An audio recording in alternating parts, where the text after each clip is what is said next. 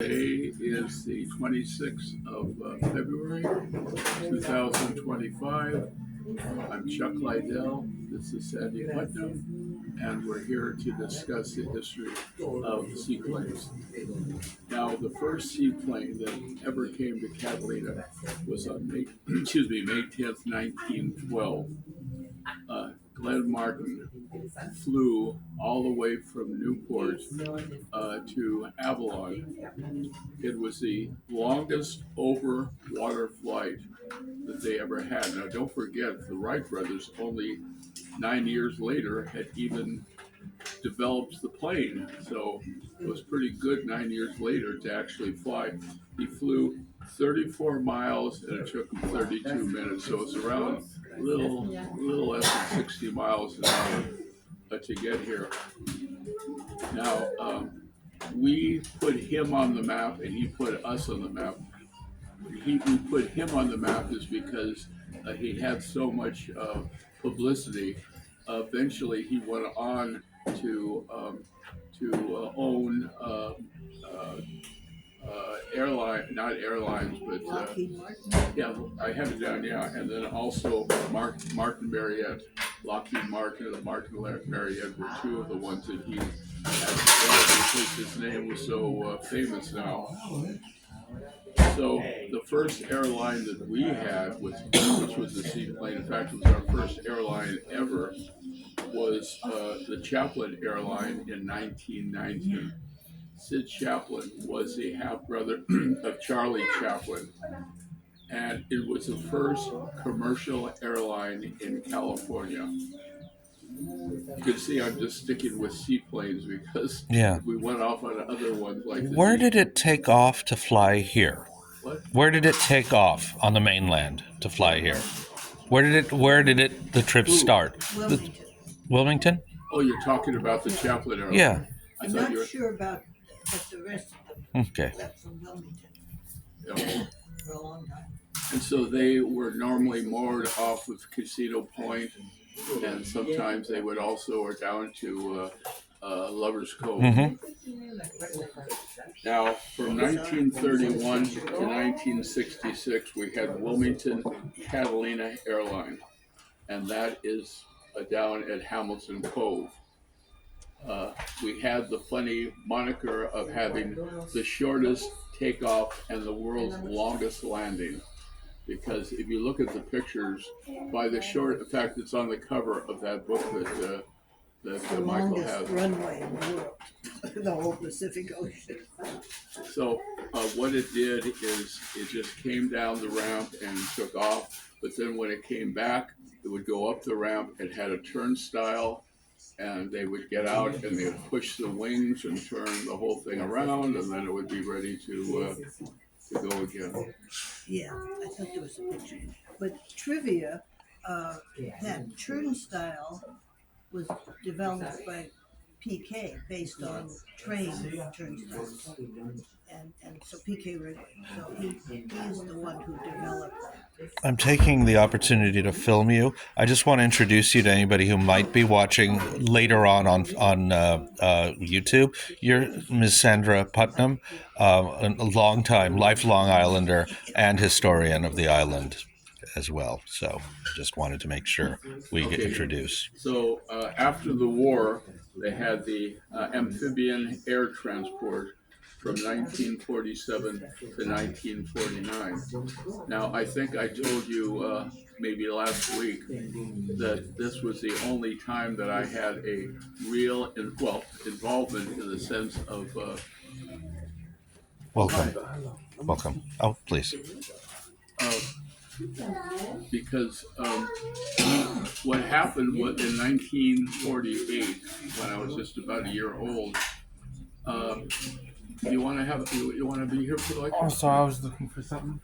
Yeah, I wish I could stay. I have to go back to work. Anyway, what happened was the propeller fell off of his plane and cut off his legs. So they moved him to the house next to me. I lived at 330 Descanso, where the mayor lives now, and they put him next to me to recuperate. Well, I was crying. My mom said I was crying all the time, just normally. I mean, I wasn't crying but basically I was keeping him from recovering. So mom, for once, had a justification for knocking the out of me. Of course, you can't slap a 1-year-old and expect him not to cry, but mom thought that was the only thing she could do except gagging me, I guess. Uh, then you had Avalon Air Transport, um, which was 1954 to 1968. This was with Dick and Nancy Inch Probert. And at this time, the city council and the harbor commission were not in favor of bringing seaplanes into Avalon because of the traffic and any problem they might want to do. Well, the thing that changed all this is the son of Mo Morris. He used to work at Standard Oil out at the casino. His son got hit in the eye with a ball. Do you remember who he was? Yeah, Bob Morris. He was still in high school. He was in my class. So he got hit in the eye playing, it was in the 50s, he got hit in the eye playing a ball, and they had to rush him to the hospital. And it was really rough. The DC-3s weren't flying, none of the boats were flying, but they had no one over here that could help him, and they had to get him over there quick. Even if they did have a boat, it would take too long. So Dick Probert called one of his associates. You remember who was? I think it was Bob Hanley. Yeah, I told you, she's good. She's good. Well, Bob Hanley was good. He's practically my godfather. So he was a really good friend of my uncle. Right. Well, anyway, he's right. It was Bob Hanley because Dick Probert was on the mainland and he didn't have time to get over here, so he contacted Bob Hanley. Bob Hanley flew one of the seaplanes over here. They rode him out. What's his name? Yeah, out, put him in the plane, flew him over. Well, mainly it was getting dark too. They had people out there in boats. So, you'd have lights on the real runway.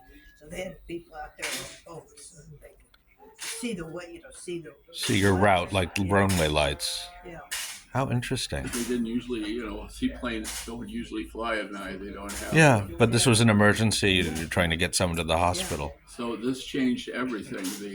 The city council agreed for the first time to allow seaplanes to come into the harbor because of what a wonderful thing they had done, and they realize now that they could do it. If they could do it at night, they could certainly do it during the day.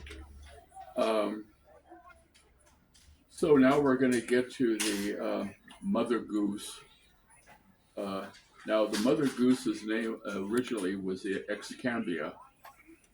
They had 3 ocean liners, and they all had similar names, but they had one of these plane. What's the name? The Sikorsky. Well, yeah, but I think that's another name for it. Well, the Excambria, there were 4 of them. They all started with X something or other. Yeah, they're all okay. Well, anyway, so this was the last one. It was named after the last one of the cruise ships. So anyway, Dick Probert wanted to get it. So, by the way, the seaplanes came from Alaska. That's where our seaplanes normally. They were all pre-World War II seaplanes, and most of the pilots were World War II pilots. Gosh. So they had a lot in common. Gosh. They were both kind of old, but anyway. So they found out that the Excambia was down in Peru, and so they went down and got it running and flew it up here. And then it became the Mother Goose. So now it really did a lot of help for the town. A couple of times the union workers went on strike regarding the ships. Longshore. Not for the steamer, the longshore. They went on strike. So there was no food or milk or bread or anything. Anything over coming here. over? So Oh the my mother gosh. goose would fill. Dick would fill the mother goose completely with all the food it could to get them over here. So the town was able to function even during the time of strikes and discontent over there. Now, when Dick turned 65 in 1968, he was no longer able to fly. Commercially. Huh? Commercially. Well, yeah, of course, commercially, you could do anything you want to, but commercially. And so he figured, why stay in the business? He was the only one, primarily the only one that flew the Mother Goose. They had a co-pilot and him, and so that was, and his wife. Wife was the steward. Yeah, Nancy Ince was the For a steward. 20-minute flight, and it carried 40 people. You can't exactly be offering coffee, tea, or You can give little snackies. Real quickly. Just on an unrelated note, and we have plenty of time. Don't worry about the tape. It's a new phone. I have more time now. But I was in the Scilly Isles in England, and it's like a 10-minute helicopter, and they have flight attendants and things. So it's a thing. It gives a feeling of it's such a big plane. They never had them for the small ones. Mm-hmm. There wouldn't be any room for them. And what was the passenger count in the small planes? 9. Versus the big plane? 9. Okay, but the Mother Goose. 40.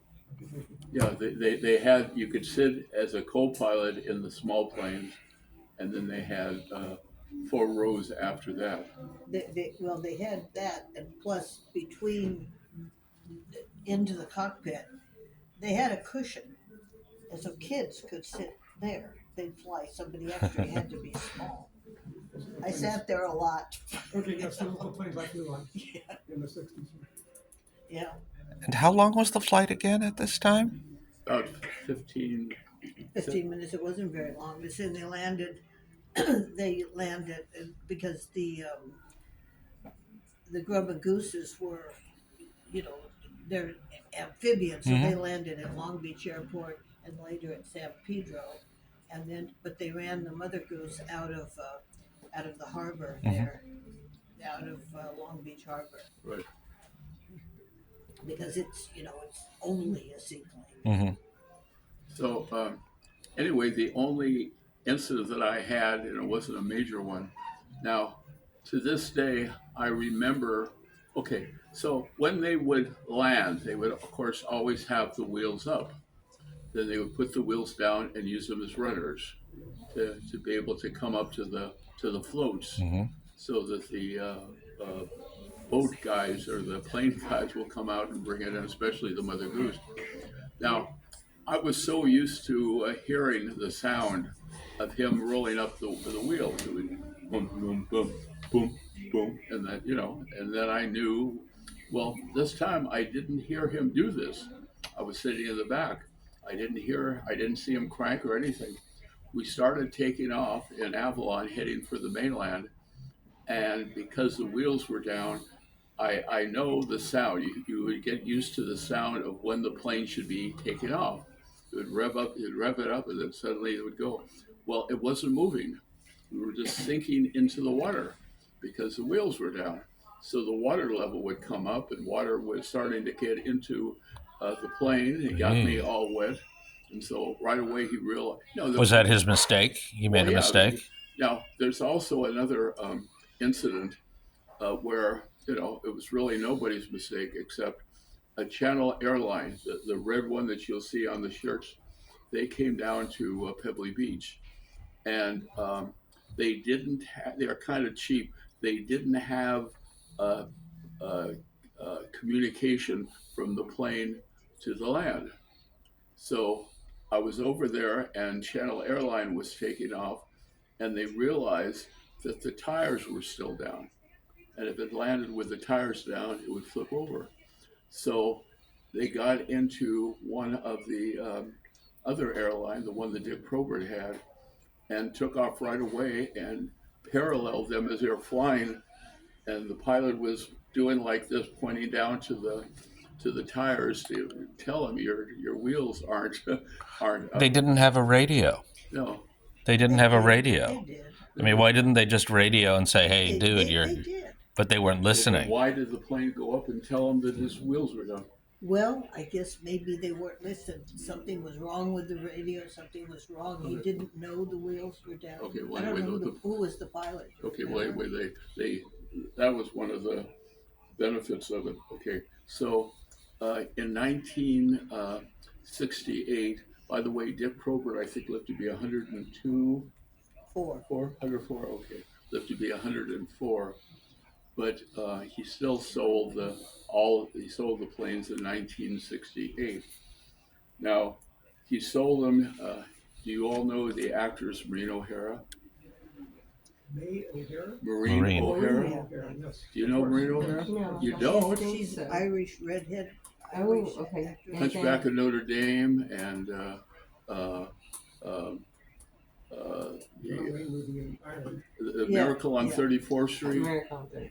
Yeah, okay, well, anyway, she had a husband, and his name was Charles F. Blair Jr. And he also had a seaplane service that he would take to the Caribbean. And he crashed and died in one of the seaplanes. So Maureen O'Hara didn't want to carry on the business. He died in 1978. She didn't want to keep the business going, so she decided to donate the Mother Goose to the Connecticut Air. The Sikorsky, that's a museum there. Yeah, right. So anyway, so they got it, and of course it went back to Escambia. They didn't call it the Mother Goose.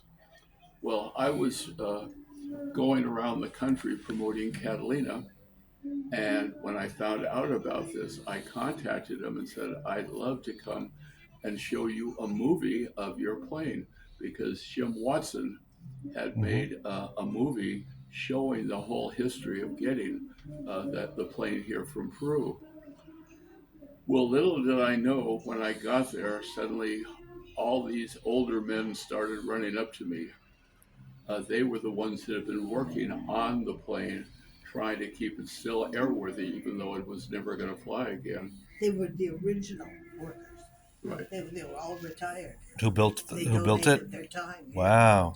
And so I said, what are you so excited about? They said, as far as we know, you are the first one. Now, I'm not saying I was, but that's what they thought. They said, as far as we know, you are the first one who ever flew in this plane that we've ever met or come to see the plane.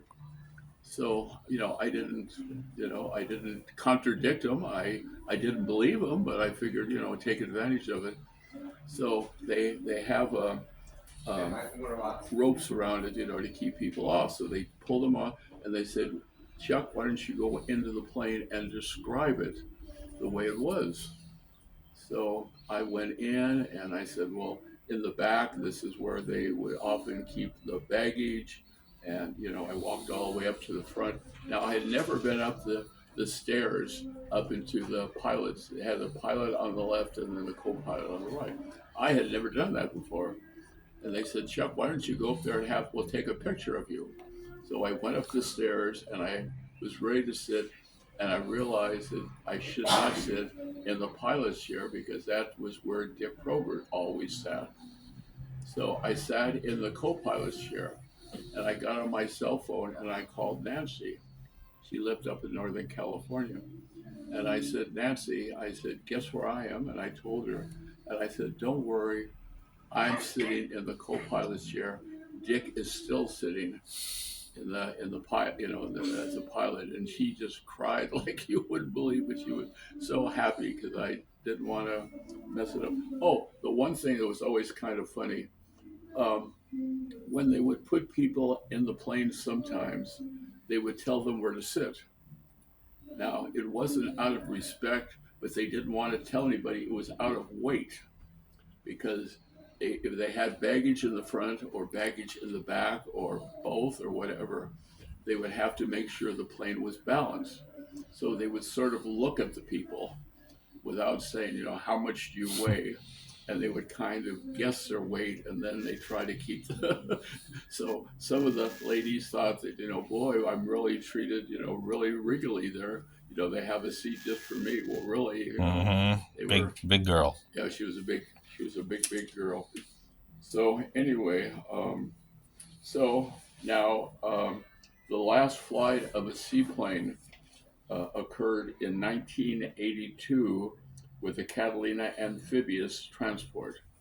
It was only in service about a year and a half, and that was the last flight that we've ever had. It was even after Trans-Catalina had theirs, which was a different kind of a seaplane, but that was the last one to commercially ever fly. Why did they stop having seaplanes on Catalina? Because my husband was in that plane, and so he was in the back. He was big, but it was the first plane in the morning, so they had the newspapers in the front. So it's heavier, so they needed to balance. And he was actually in the jump seat where you stepped in, and then that came down. And they it had been foggy, but they turned. But he heard that the pilot was arguing with whoever was on the ground, and they fired him. He was arguing about something. They said, "This is your last trip," which is charming. So they came around. They went down, and they went east and then turned. But when they were coming back, they were too close to the shore, and they were going to turn back and land. But there wasn't room. But luckily, that it stalled. It went down on the wing and it stalled. But otherwise, they would have hit the cliff. They all would have been dead. The only person to die was somebody's grandmother who's from here, and George was sitting across from her. He stood her up, put a life thing on her, and said, "You'll be okay." And there was a boat that wouldn't approach the plane because, they'll get sucked down.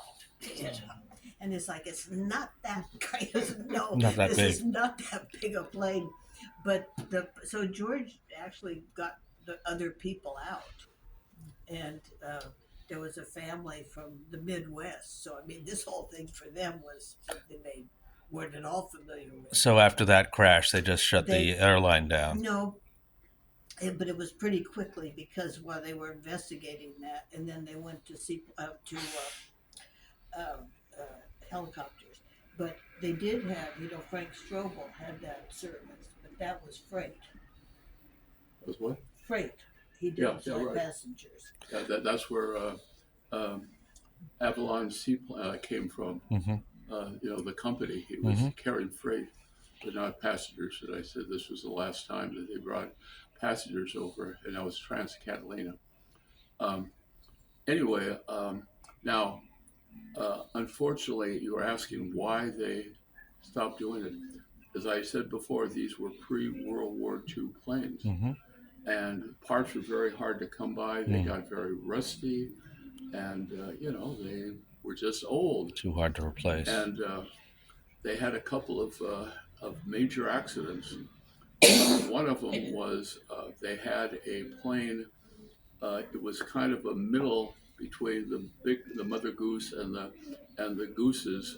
It had the wing on top of it. Do you remember that one? It had about 18 passengers, I think. A newer one or the earlier ones? The newer ones. Yeah. Well, anyway, they when they were coming into the harbor, they couldn't slow down. So what they had to do is they had to flip over on its back and use the wing to act as resistance. Now, they had a plaque, because I would often sit up with the pilot.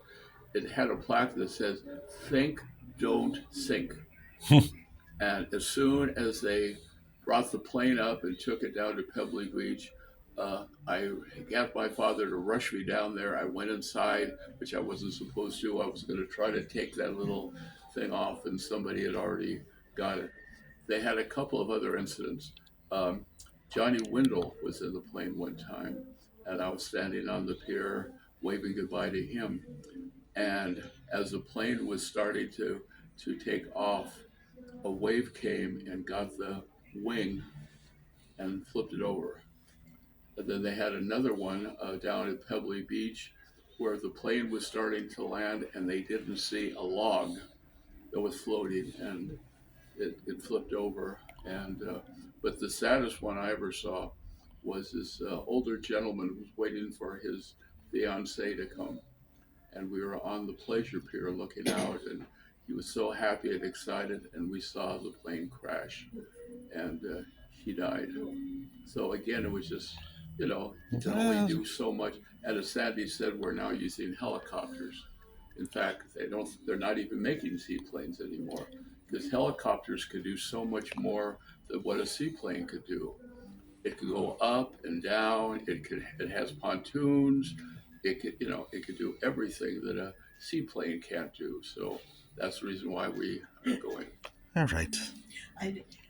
But you never want to be in a helicopter if it's in the air at 100 hours and 1 minute, you don't want to be in it.